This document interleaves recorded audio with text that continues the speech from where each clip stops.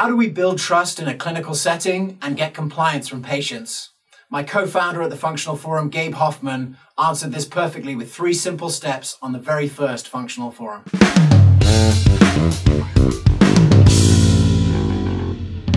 I'm going to go over a couple practical things, some things that came up in the last talk that you can do, and obviously every practice is different. The way you guys do it is different, but a few things that I've seen that's really helped develop these types of relationships.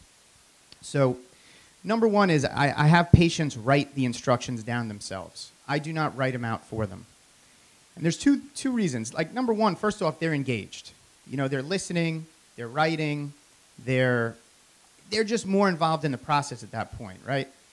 So also their brain is coordinating all the movements that it takes to write something down with their hand. And what I found is that people remember things more. My handwriting isn't great anyway. When I would give things to people, I was not sure that they could read it when they left.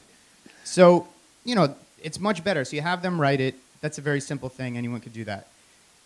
Number two, and this is, so much gets accomplished if you do this with people. You ask them one thing that they need to do, they know they need to do that they're not doing. You understand? You ask them for something. They have a list of things in their mind that they feel guilty about that they're not doing. They know they need to do it, whether it's water, or they're drinking soda, or they're whatever. There's a million of them. We all have them. Ask them to choose one and ask them to set a goal around it. Keep track of that. It is as important, if not more important, than any other recommendation you'll give them. And the third step is really, it's part of the second step, which is follow up on it. So the person, you send their recommendations, they write it down, they've chosen something that's important to them. They're a part of the process, right? You see how they're now becoming empowered in it? They're not just asking you, they're telling you what they're going to do, and you're saying, great, that's an important part of the plan, and now you guys are teammates. So when you get to the third step is they come back. You have got to ask about that one. It has got to be as important. If you don't ask them, you're missing an opportunity. You're going to lose trust. If you ask them, people are excited to tell you about that one. That's the one they've been thinking about because that's their thing. One of two things are going to happen. One is they did it. So it's like, great, you did it. And then everyone's happy that they did it. And you just say, like, I expect you to do it. You're a winner. That's how you do. The second thing that can happen is they didn't do it, right?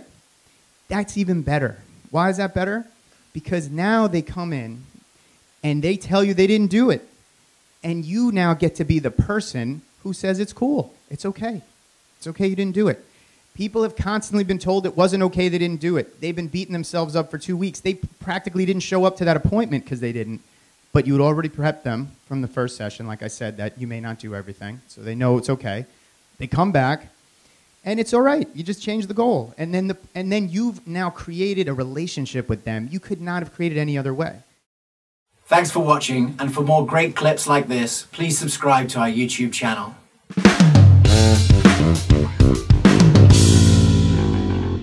I've created a special free video just for you.